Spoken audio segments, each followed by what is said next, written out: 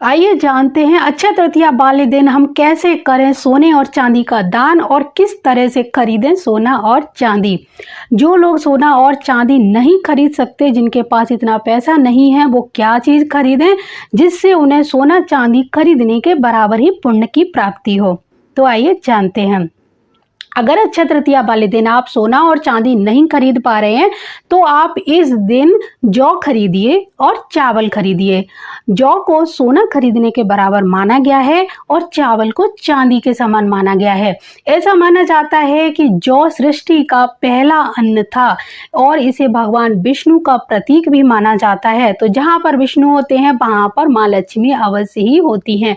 तो इस दिन सोना और चांदी अगर आपको खरीदना है और पैसे नहीं है तब आप जौ और चावल खरीदिए और इनका ही दान करिए। अगर आप इस दिन जौ का दान करते हैं तो सोने के दान के बराबर माना जाएगा और अगर चावल का दान करते हैं तो चांदी का दान करने के बराबर माना जाएगा।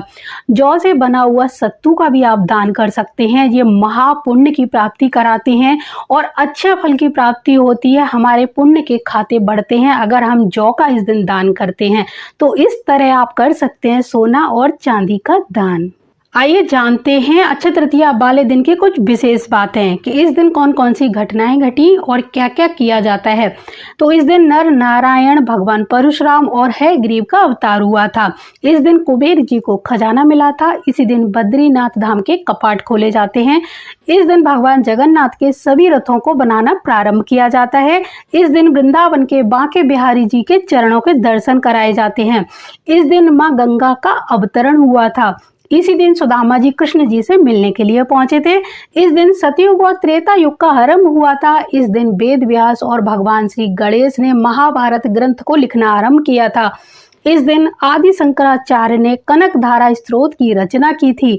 इस दिन महाभारत की लड़ाई समाप्त हुई थी। इस दिन तीर्थकर आदिनाथ ऋषभ देव भगवान के 13 महीने का कठिन उपवास का पारण करते हैं गन्ने के रस से। तो इस दिन जो जो चीजें हुई मैंने आपको ये सारी विस्तार पूर्वक बताई।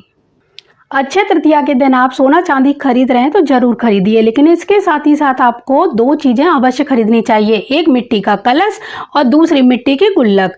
आपको इस गुल्लक का पूजन करके अपने पूजा घर में ही रखनी है और आपके घर का प्रत्येक सदस्य इस गुल्लक में कम से कम प्रतिदिन 1 रुपया अवश्य डालेगा अपने हाथों से। अगर घर के सदस्य जो हैं वो अपने लिए अलग से गुल्लक खरीद कर ये काम करना चाहते हैं तो वो भी कर सकते हैं। और जितने लोग पैसा कमाते हैं, नौकरी वाले हैं, बिजनेस वाले हैं, यानी कमाऊ लोग हैं जिनका इनकम का कोई ना कोई स्रोत है, वो अपने हाथों से इस कार्य को अवश्य करेंगे। अब आपको 1 साल बाद इस पैसे का क्या करना है वो सुनिए।